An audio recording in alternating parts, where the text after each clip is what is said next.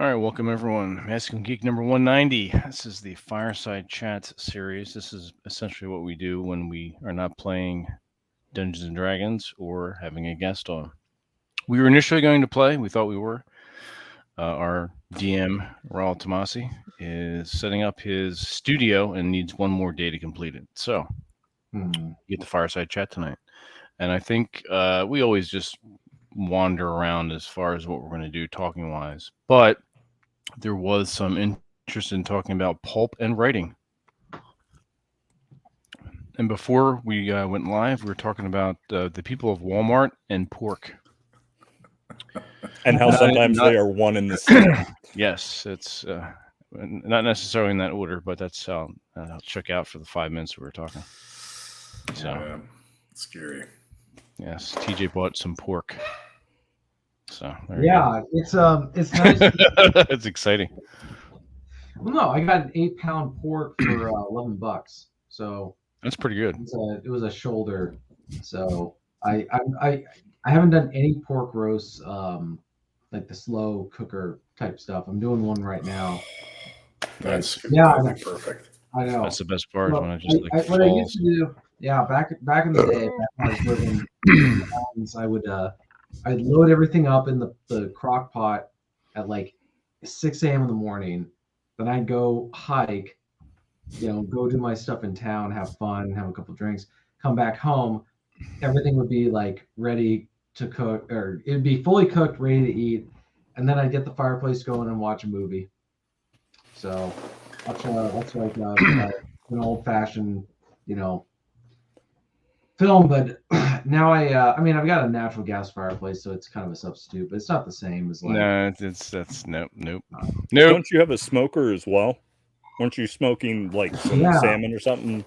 Yeah. Around the time that I started with you guys. Yeah, I love the smoker back in my old house. I just didn't have room for it in the storage unit I was at. So I used to smoke pork, salmon, and some other stuff. And yeah, it was great because I had a good front and back porch where I could do any of that stuff. Mm-hmm. And my current house just doesn't allow that. But if can't you do it in front of your garage area or something like that? I didn't have a garage in my old house. I had a carport. But can't you at your new place do that in front of your garage? Because you got that lower garage, so you'd be kind of. Yeah, I could do that. It's just it's downstairs where there's nothing down there. So, and I could do it I'm actually going to put a patio in my backyard to kind of give it a little. Like I spend no time in my backyard, whereas in my old house I used to spend a lot of time. With that kind of stuff. So I'm going to put a patio in there, but it's kind of the downs. This is stuff that I've learned, like with buying and selling houses, is like all these things is, if you're going to buy a house, you want to sit down and be like, okay, am I going to enjoy spending a lot of time in the backyard or in the front yard and all that kind of stuff or not? Because I just didn't think about that at the time. I was just trying to find a house that was affordable. Because things were just getting freaking out of control with the prices. I mean, every single day I was checking the prices and they were just going up. And even with the interest rates going up, the prices here are still going up. Whereas other parts of the state, the house I sold, the price has basically, estimated value has not changed. Mine has still gone up. Okay. So it's been crazy. And I would consider that house to be, in a lot of ways, more ideal. I mean, it had the garden in front of it and all that other kind of stuff. So yeah, that's cool. We have a question from Samuel. Other than the first edition, what editions of AD&D do you guys enjoy playing? We're obviously running on the stream on Masculine Geek here. We're two AD&D games, and then I have a around the table with my friends locally, a 5e.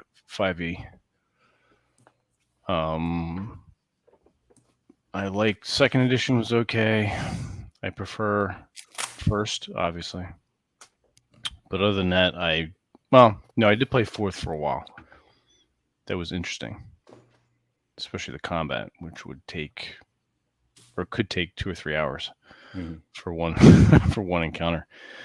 I completely ignored 3 and 3.5 for what I could ascertain just by paging through the rules and whatnot. Complete garbage. So, how about you guys? Well, I'll start, I guess. I started with second edition, and so for the sake of nostalgia, I like it. It's okay, but then later when I got back into this, started running a 5th edition game, and it just seemed like a very oh boy, it's a simplified system. It doesn't have nearly the depth that AD&D original, the 1st edition and 2nd edition had, and it was fun. I mean, you can take any of the systems, and I think it has more to do with the dungeon master and the group that you're playing with, but some systems are objectively better than others, especially depending on the kind of game that you want. And in my personal opinion, the 1st edition, especially when run rules as written, makes for a much better game if you want something that is more challenging and that involves more strategy. And whereas something like 5th edition is more, if you just want to, I don't know, if you don't want something that is too mechanically involved and you want to just not have that much of a challenge, just be able to kind of steam more narrative story gaming as opposed to a more tactical war games, survival horror challenging adventure type of game. I like that 1st edition is more challenging when it's run rules as written. I like that there is far more depth. That you don't want Jeffro making fun of you, so that's why we all play AD. Well, I gotta when I started following Jeffro's stuff, it was because I read Appendix N, his book Appendix N. For those of you not familiar, in the 1st edition Dungeon Master's Guide for AD&D, there's a bunch of appendixes. That book is so packed full of useful things for dungeon masters. Even if you're not running 1st edition, there's tons of useful stuff in it. But Appendix N is Gary Gygax's recommended reading. A lot of pulp, fantasy. This kind of ties into what we're going to talk about too. Old, sword and sorcery, fantasy, science fantasy, and Fritz Leiber, Fafhrd and Grey Mouser. Oh, those are, and which are brilliant. So I started following Jeffro because of that book. Loved it. Started reading. I've been buying. I'm just missing a couple books from the Appendix N right now that are out of print, and I haven't been able to find them yet. AbeBooks.com. It's my go-to. I've looked, and I think the one that I haven't been able to find, I can't remember the name. Send me the title. I will go and find it and do that. I'll go to my bookseller here locally. You can pretty much get almost anything. Jeffro is what would probably be considered the founder, the leader of a movement in gaming called the Bro SR. That's pretty funny. And the basis of this is the whole point is to encourage other people to try playing AD&D strictly rules as written. Yep. Because a lot of people, it seems even the majority of people, pick up the book and they go through and they sort of think, okay, I've got it. And they start playing based on what they think they know and understand. But a lot of people don't really take all the rules and apply them in the games the way that it was intended. And sometimes they'll think, oh, this is too hard, or this is too much work keeping track of this and keeping track of that. And, oh, we didn't need to mess with this because this is too fiddly. And they hand wave things and they house rule things without giving them an honest try and seeing how it affects the game. What are the first and second order effects? How does this impact the overall campaign? And so, Jeffro decided, with a bunch of other people that he was talking to about this, who are like elite level gamer. I mean, these guys, listening to them discuss the first edition core rule books, it's like taking a college or master's level course on running and playing AD&D. And a couple of years ago, they decided, let's try this and see what happens. Let's play the game strictly rules as written. We're not going to hand wave anything. We're not going to house rule anything. If something is not certain, we're going to do it as best we can based on how well we can interpret the rules, because there are, unfortunately, Gary Gygax really desperately needed a technical editor, would have done better with that. And over the past few years running this campaign, they have discovered all sorts of things that happen when you play the game, rules as written, that just make it so much more fun and not as much work as people think it is. And one of the biggest things, quite simple.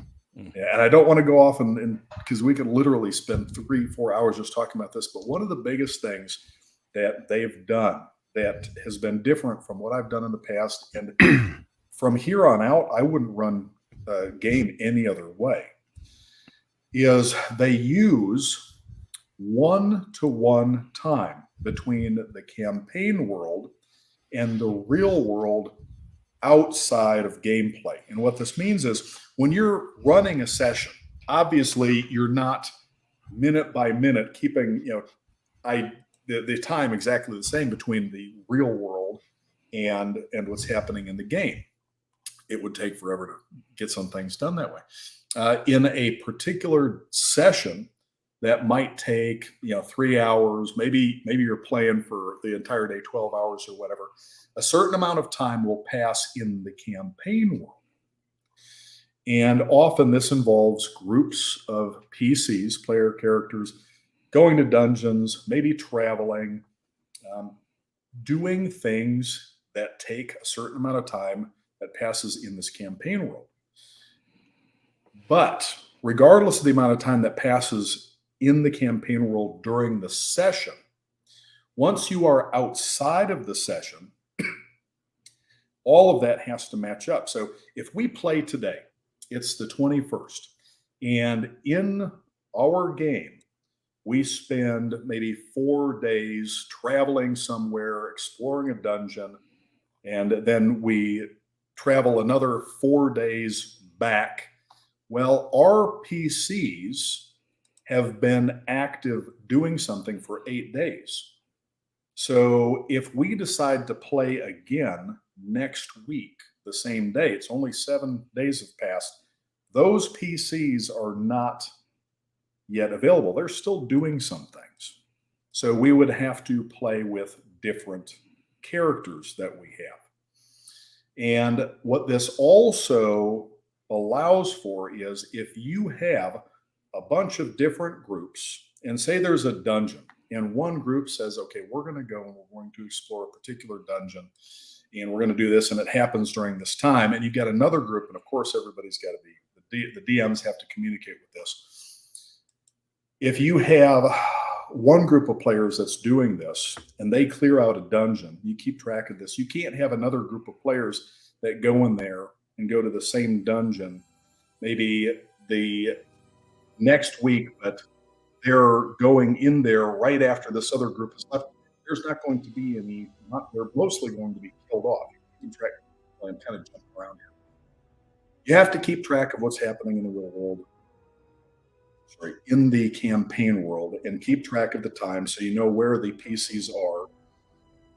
And part of this also is if you have other players that have a higher level PCs, which is something that was dropped from a lot of later editions, they may have their entire domains that they left. You might have name level characters that have an entire city. You might have armies. So the entire time that the game is going, not just in the session, but over weeks, months, and years, you may have higher level players, day to day communicating with each other, dungeon master, playing a war game almost over campaign, in the campaign world. And all of these things that they're doing are happening over a certain amount of time. There's going to be a time element. So while you have these name level domain play characters conducting this sort of war game, influencing all these bigger events in the world, you have players with their lower level, or maybe sometimes their lower level, doing different things in the campaign against the backdrop of all this bigger stuff that's going on. And it just makes for a much more dynamic, much more alive campaign world. And the other thing about this, and I'll try to wrap this up, is a lot of people play D&D in sort of an episodic fashion. And I know we've been doing this for the live streams because it makes sense for a live stream, because it's almost more like a radio. It's an improv radio play, but we're playing D&D, but we kind of pick up where one leaves off. And a lot of people play that way. They get a group of people together, they play, and then time freezes at the end of the session. And then the next time they play, time starts again. So no time elapses in the campaign world from one session to the next. And this causes some problems. One, you got 5 people that show up and they got their PCs, and then time freezes. And then a week later, 3 people show up because one guy had to work and the other guy is doing whatever and he can't do it. Now, how do you pick up from that? You have somebody else run their PCs? Well, you don't want to take agency away from the players. You have the DM run them? You don't want to do that either.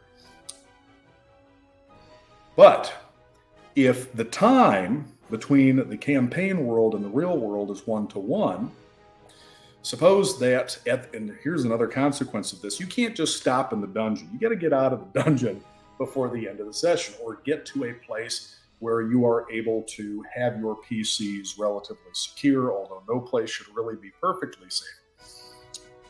When you have another set, let's say you have a session, we play a session and we go to this dungeon, or we go and we do this, we get this bounty, we kill this monster, we do whatever, and then we make sure, because we know how long there is in the session, the dungeon master lets everybody know, okay, we got this much more time and stuff. We get back somewhere, to a town, to our camp, to wherever. And let's say the next week, out of the 5 players, only 3 are able to make it. Doesn't matter, because we haven't frozen time. We're not picking up right again. Just continues. Well, we have those players take their characters wherever they happen to be at that point in time, assuming that the previous session hasn't run over. And then other players can join in. We can say, okay, well, our players happen to be in this town or in this village, and these other players can show up and say, hey, you know what? I'd like to join. My PC is here. And at every session, different players can be there, even running different PCs, and it works. And here's the other thing. With AD&D, you are supposed to pay gold and spend time training to level up. If you get enough experience points that you have earned the 3rd level, you don't automatically become level 3. You don't go from 2nd to 3rd level just because you've gotten that many experience points. That means that you've got enough experience that you are eligible to train for that. Then, based on, and this is really important, based on how well your DM rates your play, 1 being the best, 4 being the worst, how well you played your character based on your professed alignment and their race and class, that will, and of course, this is the grade over multiple sessions. This gets averaged, and whatever the average of that is, 1 to 4, that's how many weeks you have to train to get your next level. And every one of those weeks costs you 1,500 gold pieces per your current level. So if you're a level 2 PC and you want to level up, you want to train up to level 3, well, if the Dungeon Master says you've done a great job, I'm going to give you you get a 1. That is the best rating, 4 being the worst. You have to train for 1 week to level up. So that's going to cost you 3,000. And you have to find a fighter. Let's say you're a fighter. You have to find somebody else of your class that's a high enough level above you that they're able to train you, which adds another interesting element to this. Now, if you end the session, let's say we have 3 days in the session, or 3 days pass in the campaign world in the session, and then you get enough XP that you can level up, and you say, well, I'm going to go to this city and I'm going to train with this person. It takes you another 2 days to get there. So that's 5 days. And then you train for 7 days. That's 12 days. That character is not involved. So next week you show up, you're going to play, you use one of your other characters.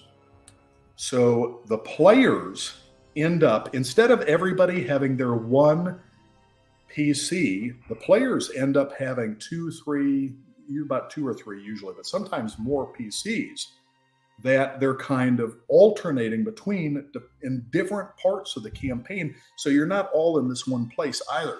Things can be happening all over.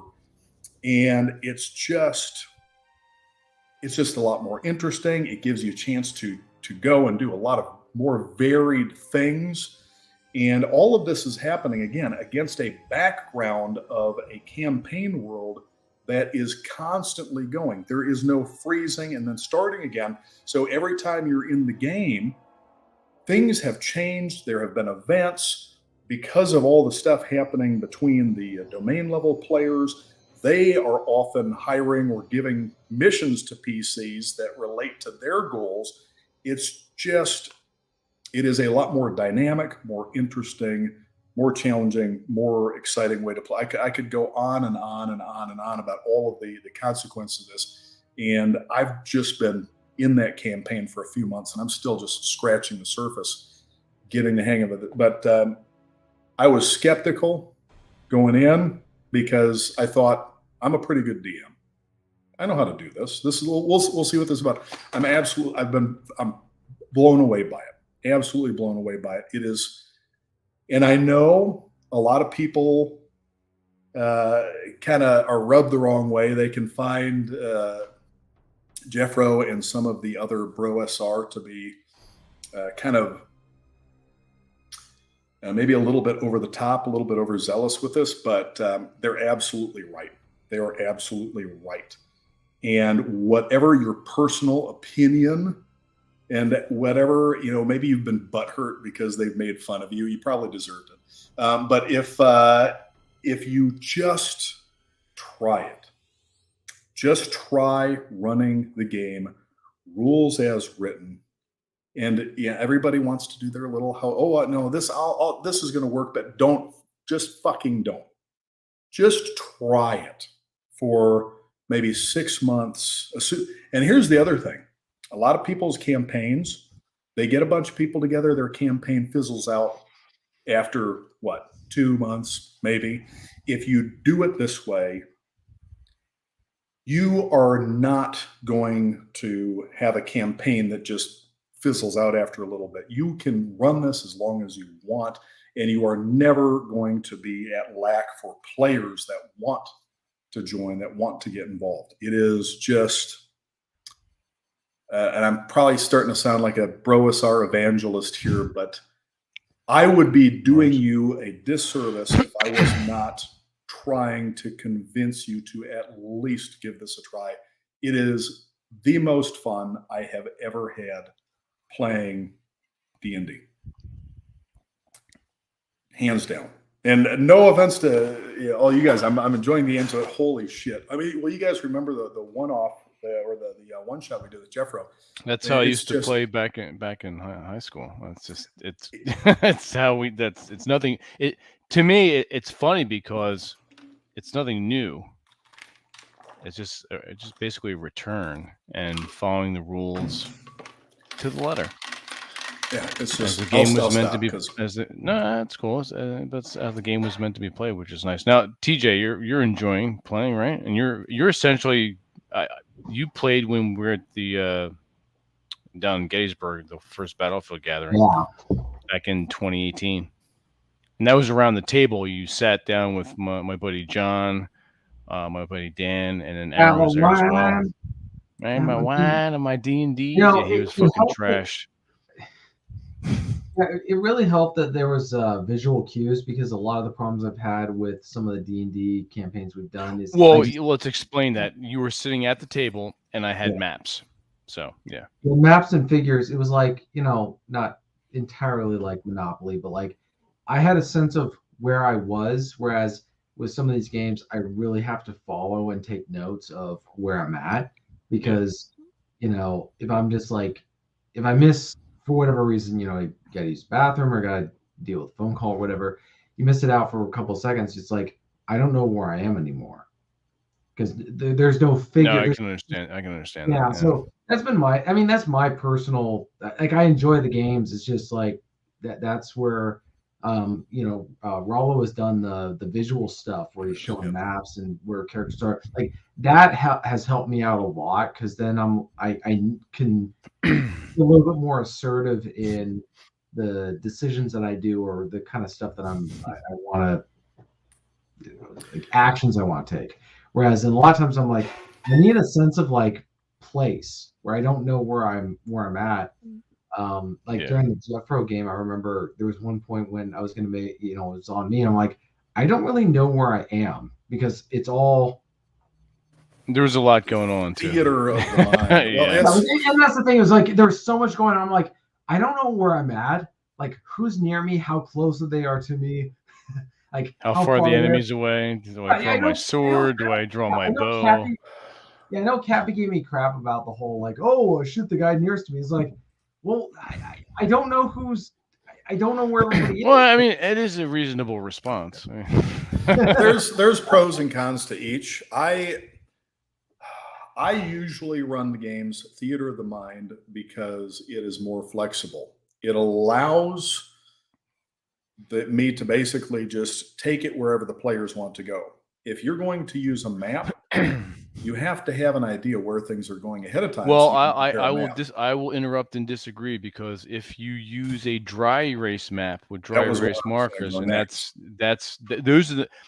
I like if I know that the group is coming to, let's say, the end, the big boss, as it were, I will break out 3D dungeon tiles and use a fog of war like a cloth. That's just cool.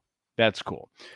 But but for AD&D, just kind of like playing off what the characters want to do in that moment, and the wandering monsters, and just rolling for rooms and shit like that.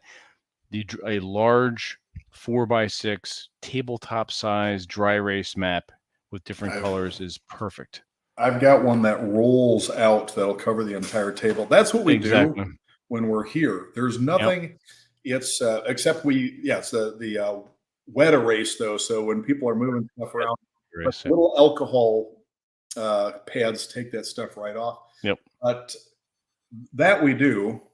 I just need to figure out a way that I can do it here, where there's a whiteboard with a graph. You know what? I'll look into that, because, well, I'll tell you, and we tried this before.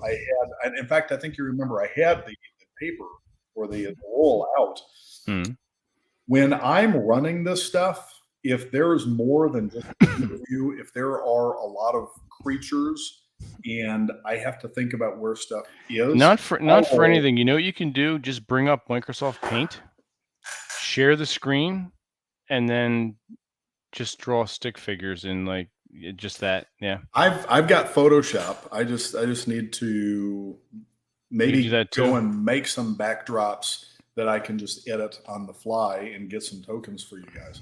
Because that way, that would be a good in between. It still allows flexibility, but when we need to know the distances between, where you are relative to where something else is, because right now I'm just trying to remember all of it and describe it as best I can. And if things get complicated, I've got my notepads and everything here, so put things on. But it would probably help the viewers keep track of what's happening as well. Yeah, it's nice for people who are actually sitting and watching it, having something. If you're listening, or you downloaded it and you've converted it, or you're just running it and doing something else about the house or working out, you're not going to watch it anyway. So, but yeah, it does help to have that. We do need a world map. I've started roughing out the map of the island. and just Oh, where okay, things cool. are. That'd be nice because I have a vague idea of what it looks like. There is an app, where we're at. or I shouldn't say an app, but it's maybe it's an app. It's called Incarnate, Inkarnate, that does a subscription service for drawing like overland maps that I've been playing around with, and holy fucking shit! What is it called? Dungeon Scrawl is for doing the old grid.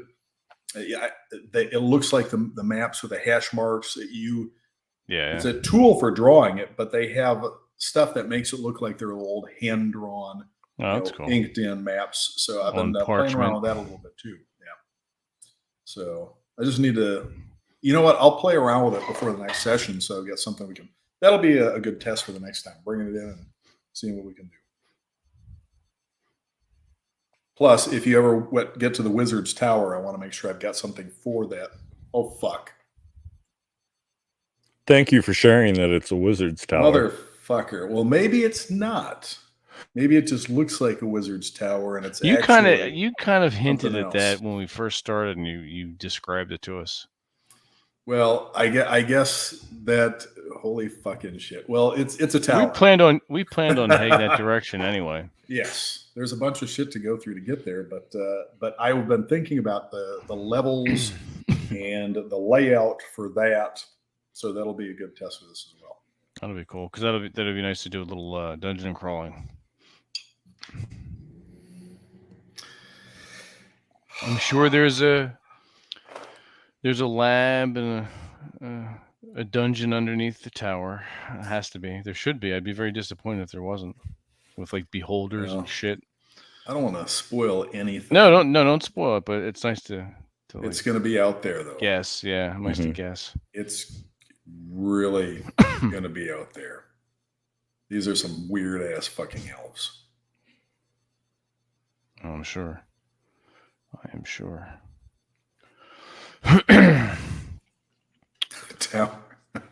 Sorry, I was reading some of the stuff. Well, we'll find out when we get there.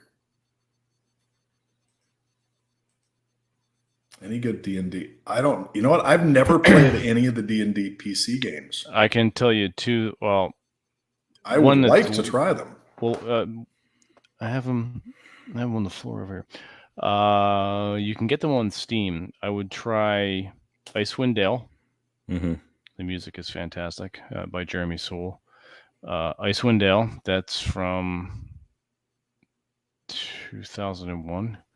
And then that takes place in the Forgotten Realms. Then there is Neverwinter Nights, also Forgotten Realms. I'm going to say, don't all the video games take place in sounds like the realms? Baldur's Gate, I think, is most one. of them. Baldur's Gate, and then it's D&D-ish. There's D&D-ish. You can play Diablo 3. I have played Diablo 3. I like that. It's all right. They turned it into a subscription service? Yeah.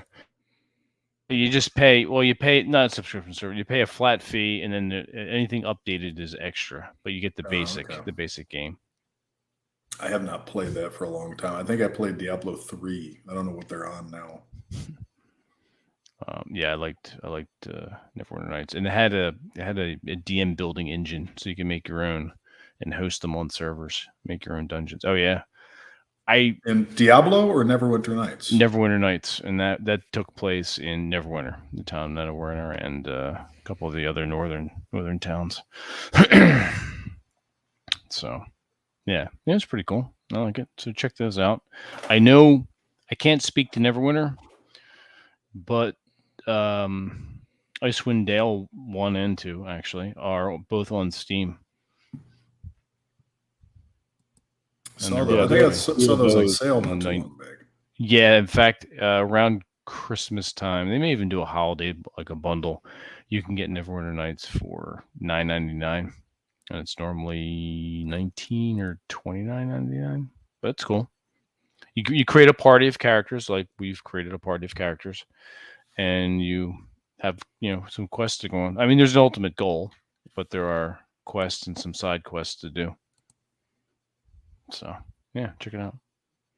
Yeah, and I've played some of the Baldur's Gate Dark Alliance stuff on like PlayStation 2, and some of that's been ported over, so you can now play them on, I guess, PS4s and 5s, and download those from the PlayStation Store. That's cool. So, and in fact, both of those are like games that you can play solo or with a second controller and someone else. So I've created a dwarf character for my youngest son, and he and I have went through the entire game. And of course, there's a way of doing it so that you can save the game at a certain point and then start at another point in the game or a previous save, and then import that character that's a little bit further along. So we'll like fight the white dragon like several times just for fun, or we'll kill one of the other big boss monsters, and there are several in that, and Dark Alliance, and then Dark Alliance 2, and then there was an EverQuest type game that was done by the same company, and the game plays very much similarly, but I cannot think of what if it was an EverQuest standalone kind of thing that you didn't have to pay like the monthly subscription fee for, or you just bought the game and played it. But it's been a while since I've. Well, there was in the early 2000, like mid 2000s, there was Guild Wars. Mm-hmm. Yeah, that was interesting. But, to answer your question, have I seen the new Dragonlance book? I have. I have not picked it up yet. Question to you is, have you seen it? As far as read it, and is it worthwhile? See, that was my fear. mm-hmm. It seems to me that a lot of the D&D writers are afraid to not go woke. It's almost like they're being pushed along on this wave of ridiculousness just because they don't want any pushback.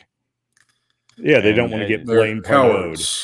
Yeah, and their editors or the publishers are pushing in that direction. I mean, I could be wrong, but I haven't picked it up yet. So, like, as you are saying, you think it's gone woke.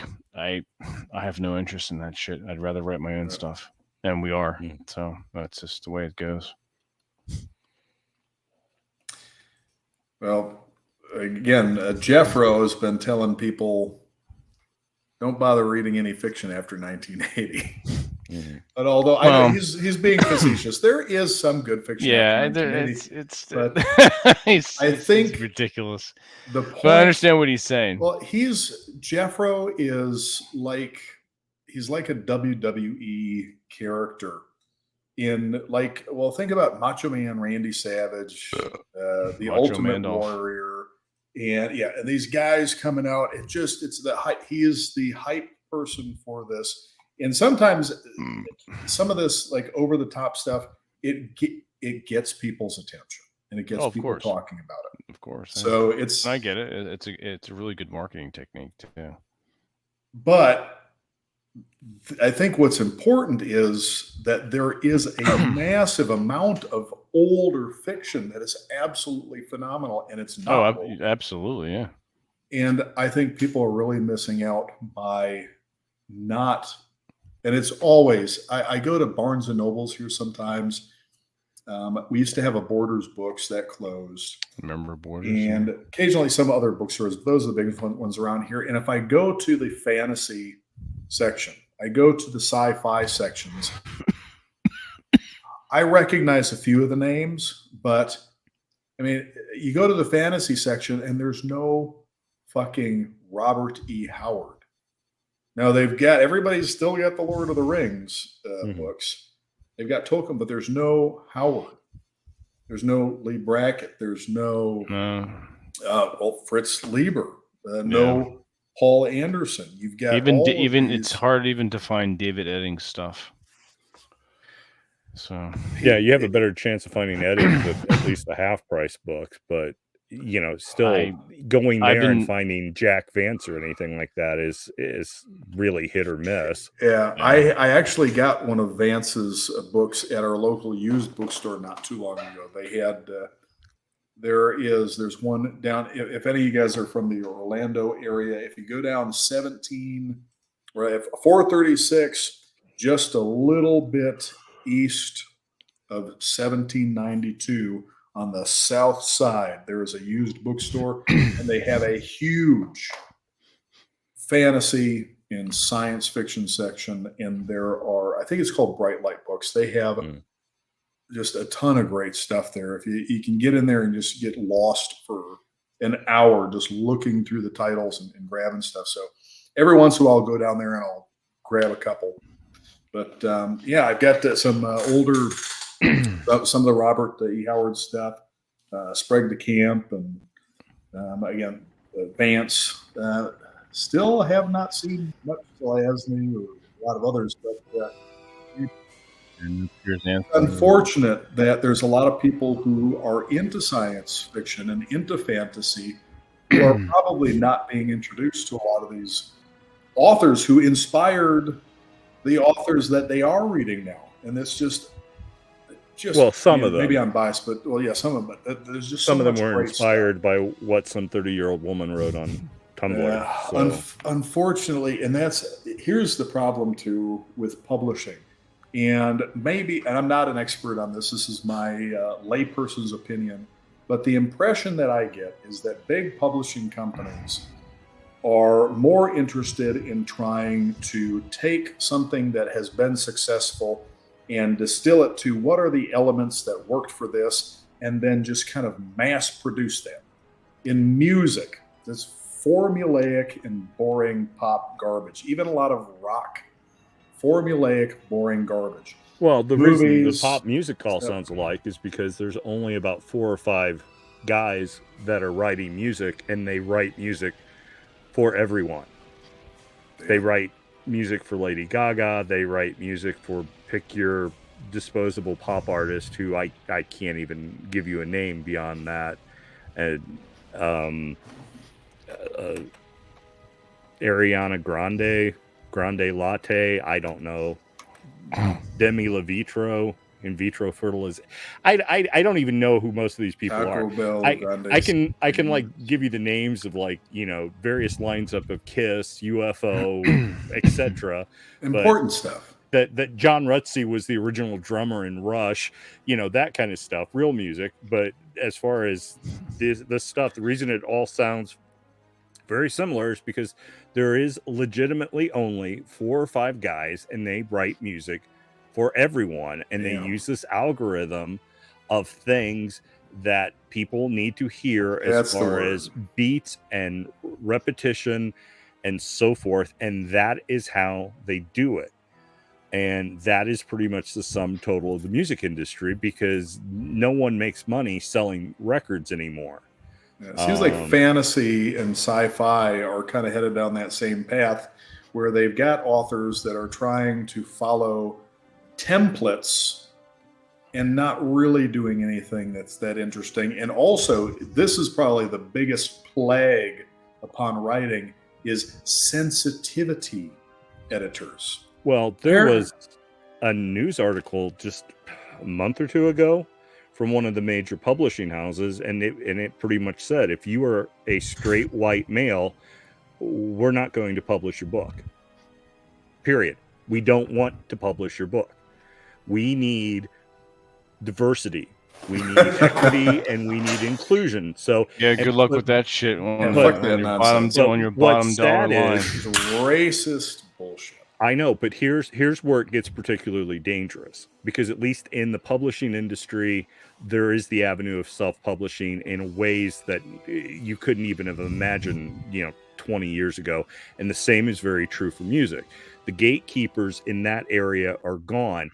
So finding good new music, there's plenty of it out there, but the work is all on you, because there's not A&R guys who were going around to the clubs and said, these guys have something, let's put them with a really good producer.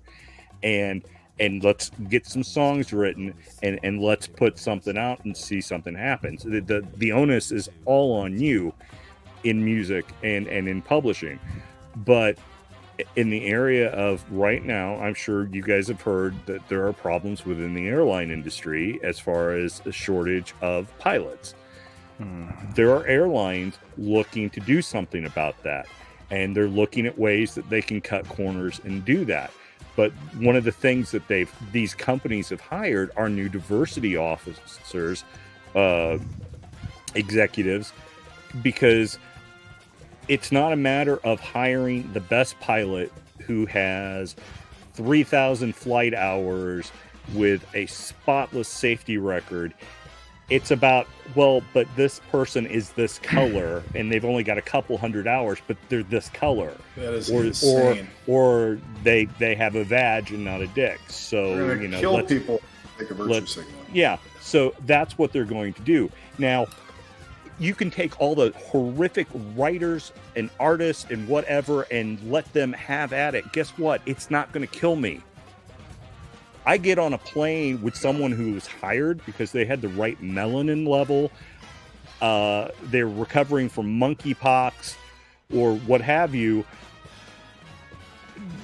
That's putting the lives of myself and a lot of other people at risk in order to stick to the message and virtue signal. And you cannot, if you're sacrificing safety for virtue signaling, you're screwed. You are absolutely screwed. So I mean, that's something to be aware of. Hopefully this comes back to bite all of them in the ass, because everybody's heard get woke, go broke. Mm-hmm. That's what needs to happen. Anybody who does this needs to go broke. They need to go out of business. And they will, because it's absolutely, utterly fucking stupid to hire people based on superficial characteristics that don't matter at all for the job, instead of just how good they are at the job they're being hired for. That's the only thing that should matter. And the crazy thing is, these dumbasses think that they're being anti-racist when they are literally being racist. They are judging people based on, or racist, sexist, whatever.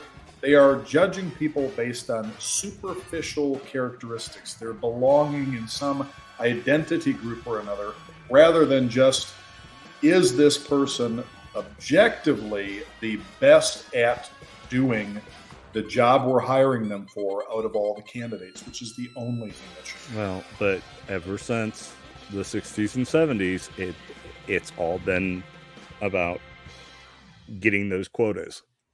It's insane. It's only gotten worse. It's hard to believe that many people have their heads so far up their ass that they don't understand this is an incredibly fucking stupid idea. In fact, it's insulting to minorities.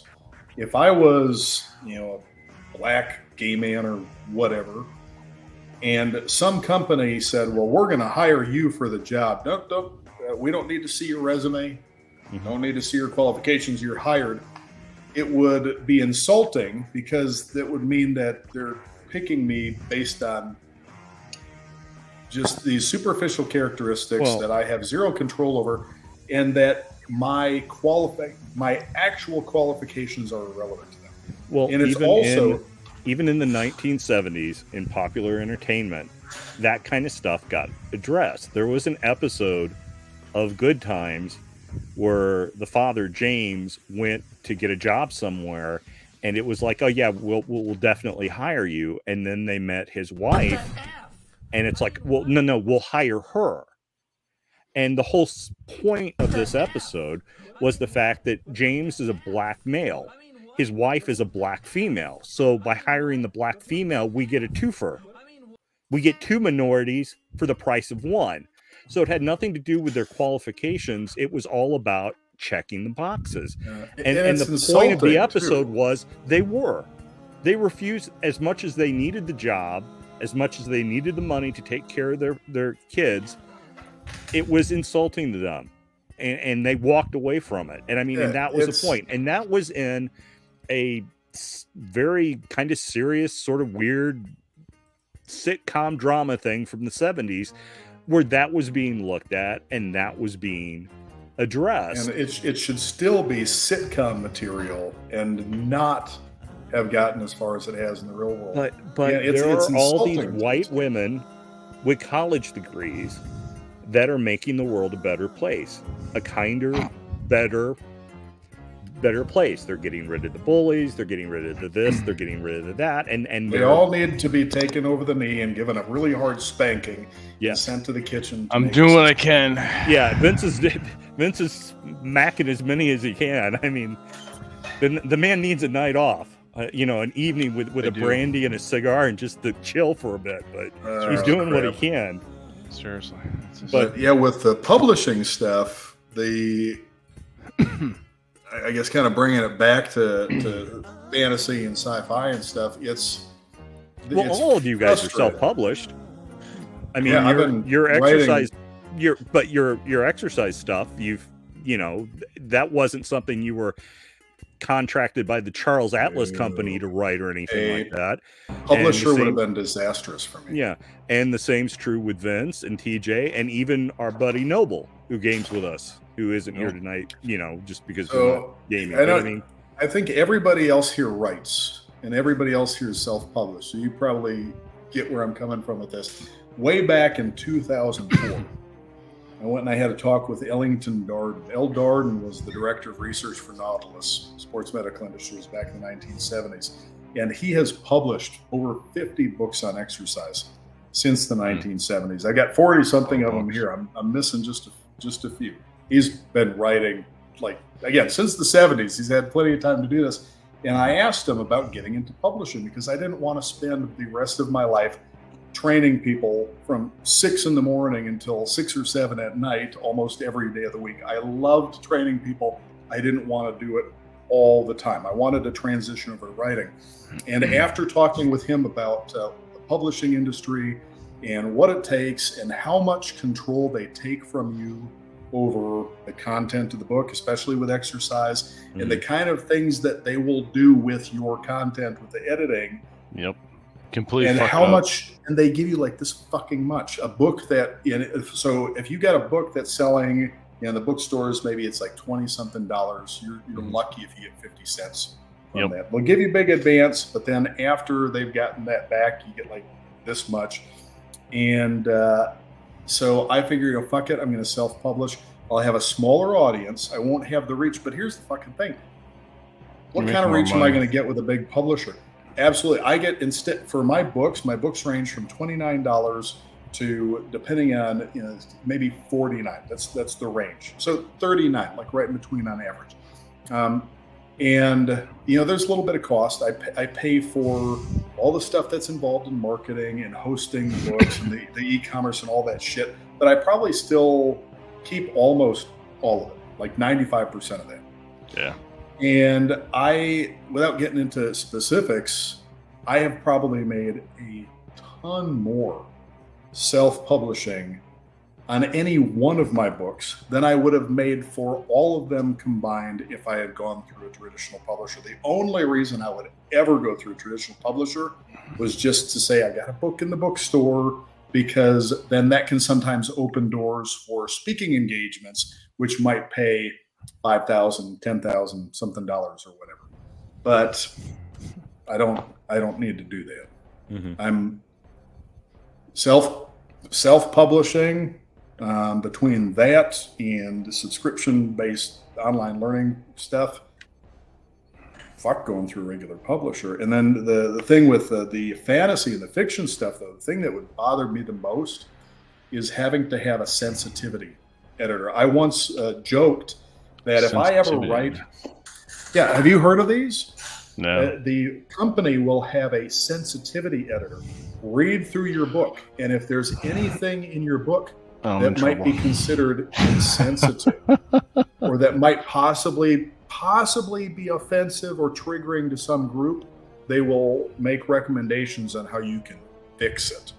So I joked that if I ever write a piece of fiction, I am going to hire a sensitivity editor. and then I'm going to do the exact opposite of whatever they say. And I'm going to keep giving the book back to them until they quit because they're so angry, and then I'll know it's perfect. There you go. I would absolutely, if you use a sensitivity editor, you are a fucking coward. Just write the book that you want to book, or write the book that you want to write. As long as you're not just Write the doing book it that to you be want a to read. dick. That yes, write the kind of books that you want to read. Now, I'm not going to go out of my way to insult anybody that doesn't deserve it. But fuck having a sensitivity editor. The whole idea is to be. They want you to be afraid and to conform. whole- they want to be able to bully you. Well, that's all. It's all control, and that's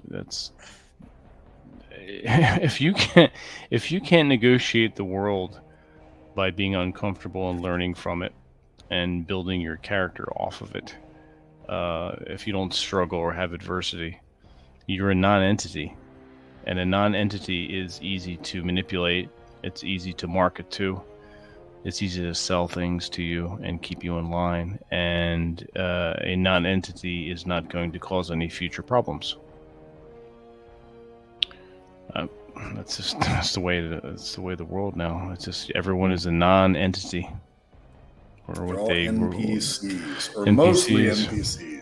And that's actually insulting Dungeons and Dragons by calling them that. NPCs in a good really- campaign are more interesting than most of those people. Yeah. They're like, and I should make the distinction, they're like video game NPCs. Video game NPCs are mostly mindless. Or we can go with the communist term, the useful idiots. Mm-hmm. Yeah, that's probably the most accurate. Yeah. So, anyway, all right, we're coming up on the. Pathetic way to live. Right, it really is a pathetic. It's very pathetic and sad way to live. Because then, if you have someone who's pathetic and sad, you can drip feed them the content that you want to get them excited, and to continue with your hold on them. Mm-hmm. That's just behavior mod 101. But anyway, enough about that shit. We're gonna keep it at the hour mark, which is what I wanted to do, and it is 58 minutes and 50 seconds. So there we go. I don't think there's anything in the chat, just random comments. Random comments from the usual random commenters. Exactly. What's Right. up, guys? What's up, Mish? Can I throw something out there though for the Nope. people who follow the DNs? Nope. No, I'm kidding. Go ahead. I was going to say, now I am planning. We talked earlier. If you didn't miss it, go and watch the video again after we're done. Talked earlier about D&D 1 edition, first edition, raw. I am planning to start a campaign. Probably just going to meet once weekly, maybe twice, depending on the schedule.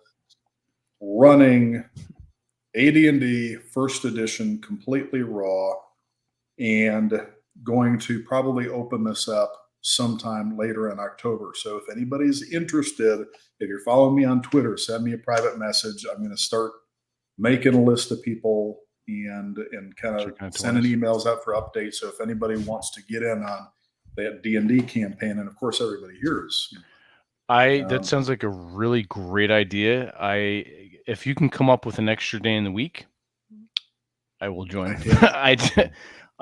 With the exception of an occasional Tuesday, every day is full of something with all the side projects I'm doing and my writing and my full-time job. And well, here's the great thing about running it this way, because it's not a freeze and then start again, freeze and start again.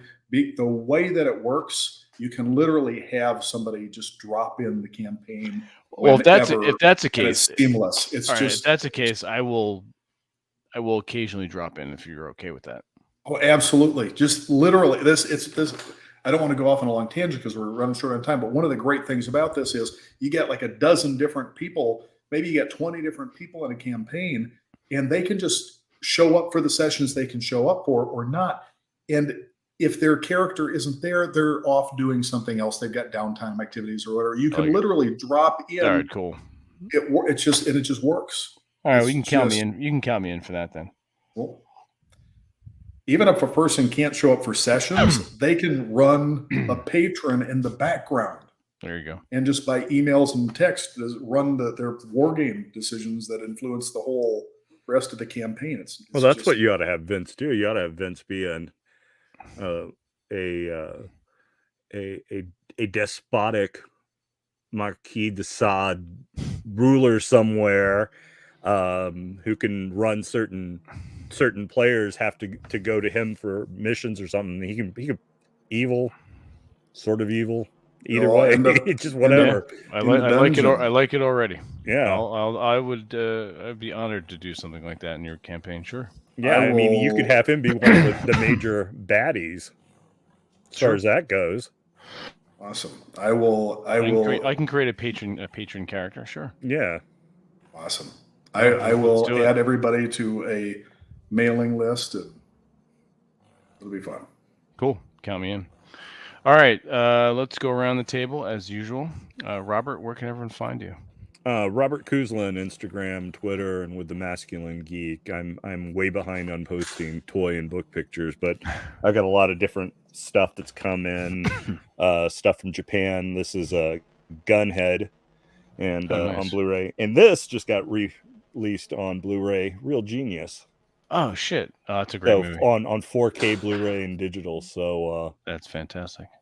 so Nice. So yeah, I'm way behind. So hopefully after the weekend, I'll have pictures of stuff, because I've got several boxes of stuff, and I've got more stuff on the way from Japan. So Cool. yeah, so Instagram, Twitter, Robert Kuzlin, and with the Masculine Geek. So Awesome. That's me. Drew, how about you?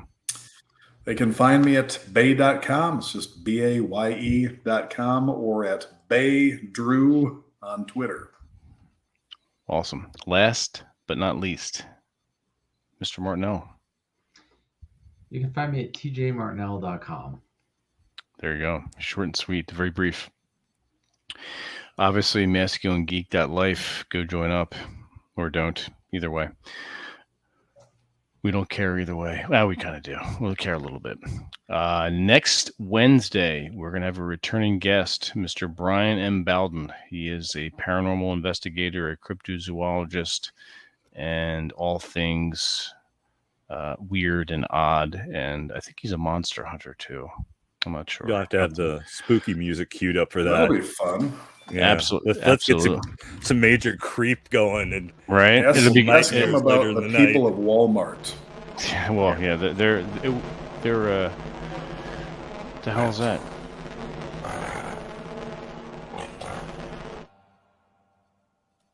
Who put that one on? Is that you, Robert? no, I did not do that. Hand to God. That wasn't me. Weird. DJ? Wasn't me, as far as I know. No, that's not something I would play. That's kind of cool. Did we accidentally summon something? Apparently, Or a reference? I didn't. I don't even have any kind of spooky music listed No, in my thing. I It's all have, I have D&D. nothing queued up. Great old ones. We're gonna have to go back and listen to that. I wonder what it said. That's kind of cool. Yeah, that was Anyway, weird. we're I gonna thought you were have- doing it. I thought it was ambiance. Yeah, No, yeah, I totally thought it was Vince. No, I didn't play fucking any. That was weird. What was I saying? So we're having Brian M. Bowden. I mentioned a cryptozoologist, monster hunter, and yeah, that was strange. It sounded like static from the beginning. It did, and then it sounded then it like was there was somebody a was- voice or something in it. Yeah, it said something. That's really weird. That's very, very strange. If anybody is using any microphone that is on any radio frequency, that maybe they were getting some interference from somebody May- else's. Maybe, yeah. Yeah, no, I'm all hardwired in over here. So Hard. yeah, My, Well, anyway. my microphone is hardwired, so Yeah, that was very weird. the timing cool. in particular. Yeah, Good. Yeah, as we were talking about, because because specifically we're going to be talking about MK Ultra, everything that went on in up in Long Island, hmm the Montauk Project, the possibility that that's still going on, time travel, all kinds of really cool stuff. So it's that's gonna what I was be- going to ask: is how much of that still happens that we're not going to find out about for another couple decades? Well, there's a lot of literature out there now that will blow your mind, and it's all plausible deniability. because people are like, oh well, if that was real, they would be on the news, or like that can't happen. That's only in sci-fi. If the last 4 years have taught us anything, is like Yeah. there's a lot of shit going on out there that we don't know about. And if let's just say if someone were to go, oh yeah, I saw this, the general populace would think they were crazy. So people keep their mouths shut. I've seen some shit. I've been witness to some stuff paranormal. Yeah. I refuse to go into detail publicly. I'm not going to deal with any bullshit. All right, Amos, can you let everyone know where they can find you? Because we're done for the night. Yeah, we're signing off. Yeah, we're actually in the process of signing off, you son of a bitch. I didn't think it was going to be this brief. It's pretty brief, yes. Don't find me on Twitter. Yeah, that's right. Amos is kind of incognito at the moment. We can't tell you why. Well, at least me bringing you in as another guest, we got to see the full painting in the background. So it's kind of cool. It pushed everything smaller. So we'll be having returning guest Brian M. Bowden next week to be talking about conspiracy theories and government cover-ups and all kinds of really cool shit, monsters and Bigfoot and paranormal shit. So that's going to be fun. I like how Vince and I are the tits. It's appropriate. Yeah, exactly. The titties. All right, so we're going to sign off for now. TJ, take us out.